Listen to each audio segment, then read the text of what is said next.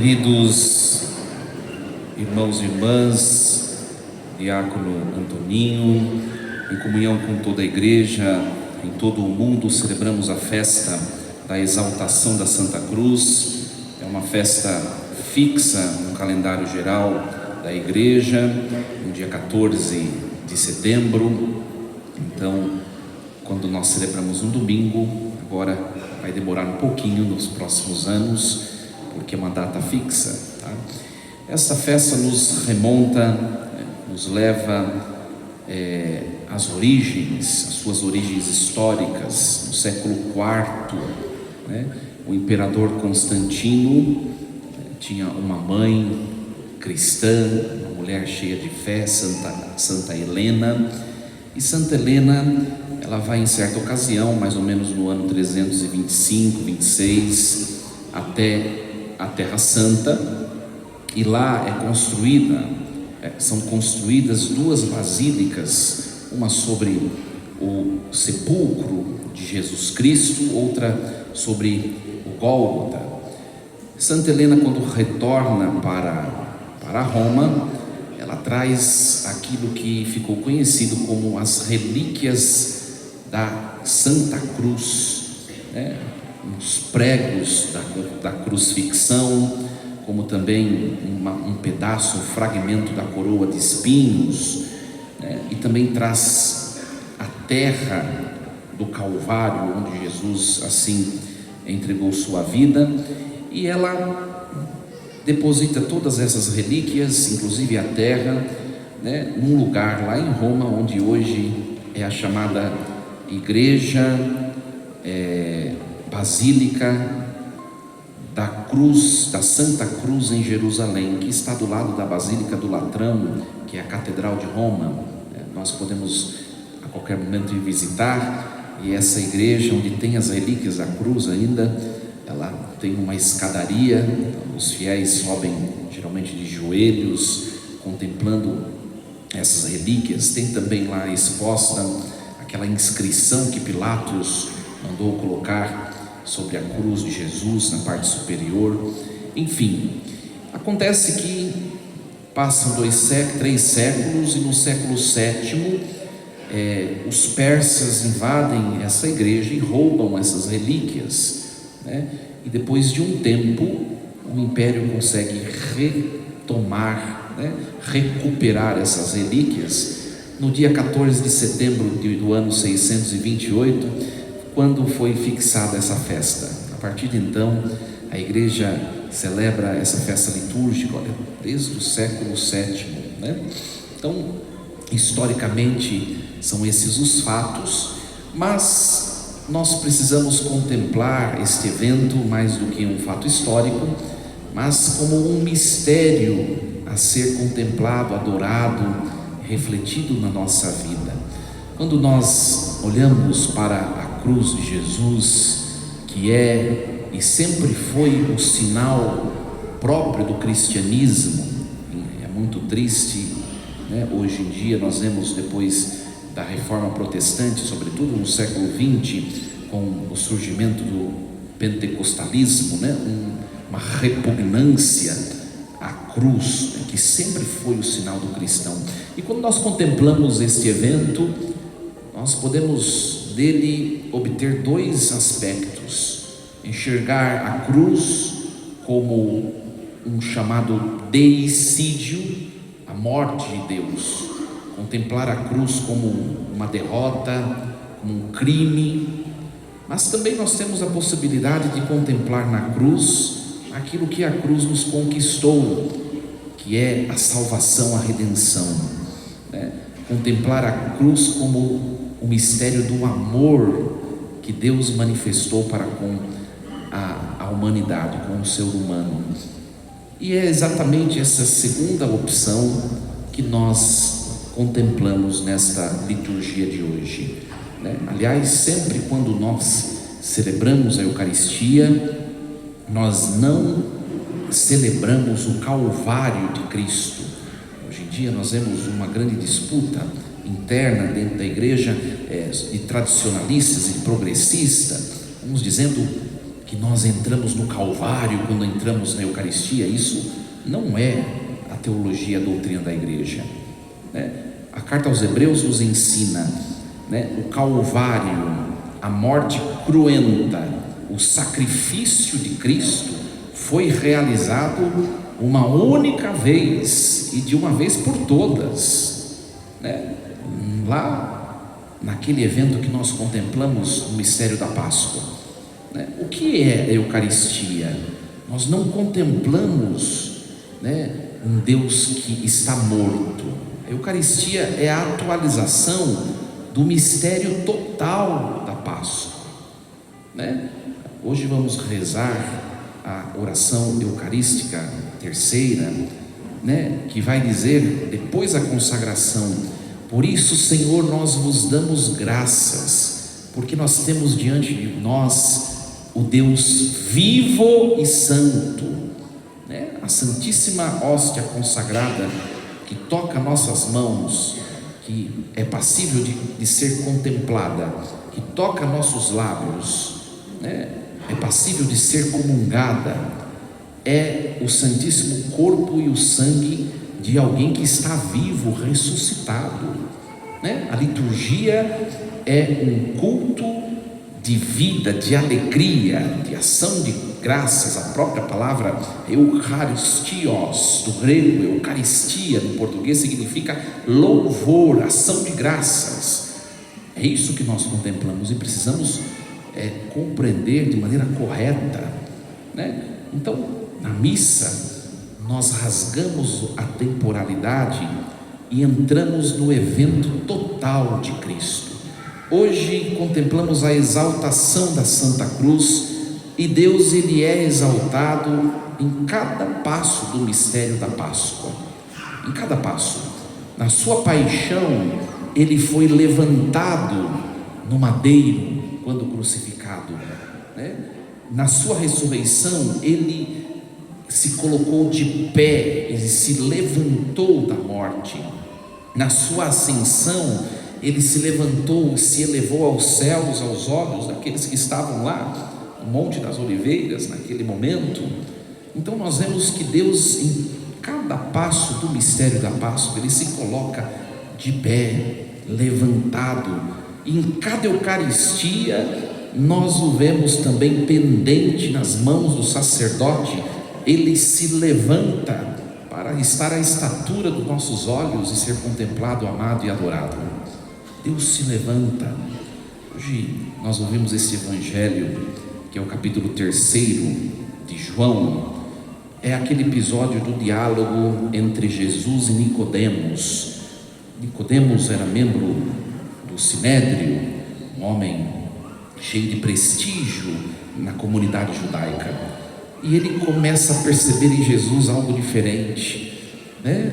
Se nós pegarmos esse texto do capítulo 3 e lermos antes, nós vamos perceber como foi o começo do diálogo de Nicodemos com Jesus. E Nicodemos diz a Jesus: vejo que tu tens obras que mostram o Pai, né? Que mostram a Deus. E Jesus diz assim: Nicodemos, né? Não basta você tomar consciência, né, das minhas obras, é preciso que você renasça, ou nasça de novo, e nasça do alto, né? E Nicodemos não entende: como é que eu vou nascer de novo se eu já sou adulto, não caio mais no ventre da minha mãe? Nicodemos, você precisa renascer do Espírito Santo de Deus. E aí vem o trecho de hoje: Nicodemos, ninguém subiu ao céu a não ser aquele que desceu do céu, ou seja, o Filho do Homem, eu, né? Aqui Jesus está dizendo: só existe um jeito, Nicodemos, de ir até o Pai de maneira profunda, completa, íntima, por meio de mim, Nicodemos. Então é preciso que você renasça de tudo isso que você conhece do judaísmo e passe a ser meu discípulo, a compreender um pouco melhor, de maneira mais completa, como que funciona a realidade do céu. Ninguém vai ao céu a não ser por meio daquele que desceu do céu. Ou seja, eu sou o único mediador, né? E em seguida Jesus usa essa comparação que é bastante provocativa. Do mesmo modo como Moisés levantou a serpente no deserto, é necessário que o Filho do Homem seja levantado, para que aqueles que crerem tenham a vida eterna. Jesus aqui faz uma menção ao texto do Antigo Testamento que nós ouvimos na primeira leitura hoje na liturgia, Números capítulo 21. Aquele episódio, o povo estava, depois de ser liberto do Egito, da escravidão do Egito, o povo começa a caminhar no deserto, rumo à terra prometida, né? Então, no começo era uma alegria, porque eles se tornaram livres. Agora nós somos livres da escravidão do Egito, né? Alegria, alegria, e começam a caminhar no deserto. O deserto representa a nossa vida, a nossa história, não é? E olha, no deserto tem muita coisa boa, a liberdade, mas começam a surgir as provações, a fome, a sede, as pestes, os perigos do deserto. E o povo começa, aí vem a leitura de hoje, nós ouvimos Números 21.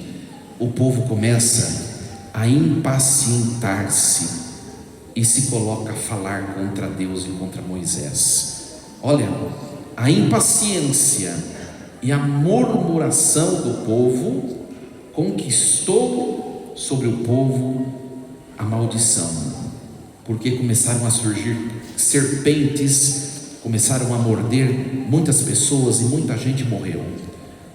Olha só, nós vemos aqui a consequência do pecado da impaciência e da murmuração, e o tempo todo nós nos vemos acometidos desses dois pecados na nossa vida, nos acontecimentos, no relacionamento com as pessoas, né? A impaciência e a murmuração. E aí começa a morrer muita gente, e o povo reconhece, né? Olha só, Moisés, nós pecamos falando contra o Senhor e contra ti, roga ao Senhor que afaste de nós essas serpentes. E aí Deus manda Moisés, né, erigir uma haste, né, e colocar na haste uma serpente de bronze. Nós temos muita gente que questiona, né, a utilização da arte, da escultura. Olha só, Deus mandou Moisés colocar uma serpente numa haste para ser olhada, né? Números capítulo 21. E cada pessoa que era mordida pela serpente olhava para essa serpente de bronze, ficava curada. É desse texto que Jesus faz menção no Evangelho. Do mesmo modo como Moisés levantou a serpente no deserto, assim é necessário que o Filho do Homem seja levantado. Olha só, por isso que em toda a liturgia nós vemos, né, o que nos ensina a instrução do Geraldo Missal Romano: ao lado do altar se tenha uma haste com o Filho do Homem levantado. Está escrito na instrução geral do Missal Romano, ou ao lado ou sobre o altar, como queiram. Olha só, por quê? Porque é o sinal da vitória. Não sei se vocês notaram, mas nós vemos a comparação: duas hastes levantadas, uma haste que tinha uma serpente, e a outra haste, Jesus está dizendo que vai conter o Filho do Homem, Jesus Cristo, né? Jesus aqui está se comparando com uma serpente. Olha, mas a serpente no Antigo Testamento, se nós pegarmos o livro do Gênesis, no capítulo 1 ao 3, a serpente é símbolo do pecado, é símbolo da inimizade com Deus, é símbolo da frustração, da tristeza, do sofrimento, da morte que entra no mundo. E o Filho do Homem levantado na segunda haste é símbolo da vida, da vitória, da alegria. Ora, por que Jesus se compara com uma serpente? Porque Jesus vai se tornar serpente no lenho da cruz, Para quê? Para matar não a sua divindade, mas a serpente, que é o sofrimento e a morte, né? Nós pegarmos um texto, não sou eu que estou falando não, tem um texto bíblico que fala isso, aliás tem vários, né? Olha só, 2 Coríntios capítulo 5, versículo 21, aquele que não conheceu o pecado, se fez pecado por nós, para que nele fôssemos feitos justiça, né? Gálatas capítulo 3, versículo 13, Cristo nos resgatou da maldição da lei, Ele mesmo se fez maldito por nós, porque está escrito, maldito aquele que for pendurado no madeiro.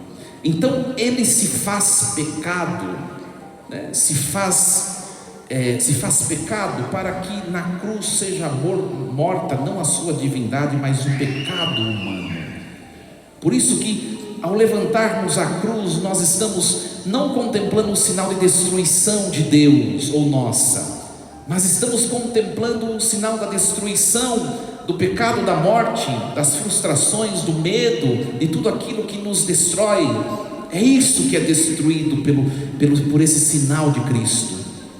E por outro lado, com a destruição de tudo isso, Deus é exaltado, e junto de Deus nós. É importante compreender esse mistério. Por isso que a cruz não é derrota de Deus ou dos cristãos, é derrota do mal, da morte e vitória de Deus e nossa.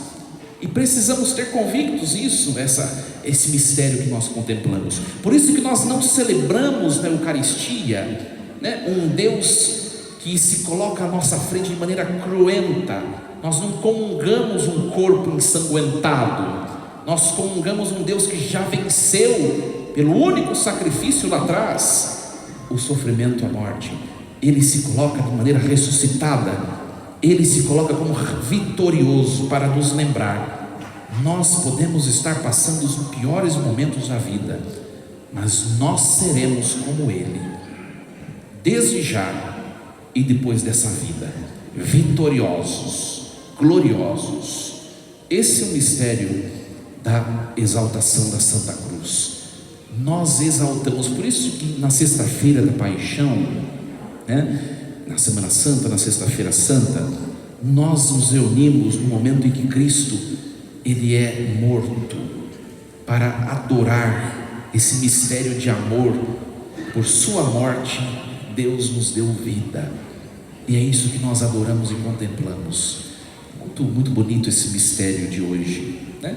Nós vemos nesse mistério o amor de Deus, a humildade divina, né? A segunda leitura que nós ouvimos hoje, Jesus, Ele existia em condição divina, e Ele não fez o seu ser igual a Deus uma usurpação, né? A segunda pessoa da Trindade, o Filho de Deus, se esvazia do seu poder, da sua grandeza, e Ele se torna igual aos homens, na condição de escravo, para matar não a si ou a divindade, mas para matar essa condição de escravo, essa condição de morte que nós muitas vezes lançamos mão. Então, nós celebramos a Eucaristia, nós temos de sair sempre com o coração cheio de alegria, porque aqui Ele toma as nossas angústias para que nós tenhamos vida. Deixemos nesse altar as nossas preocupações, as nossas angústias, as nossas frustrações, as nossas tristezas, os nossos medos, e levemos junto de nós o dom da fé, da esperança e o amor de Deus. É isso que nós temos de levar dessa mesa da atualização do sacrifício de Cristo. Oxalá todos nós compreendamos esse mistério e celebremos com todo o nosso coração esse mistério sublime. Força e coragem, assim seja.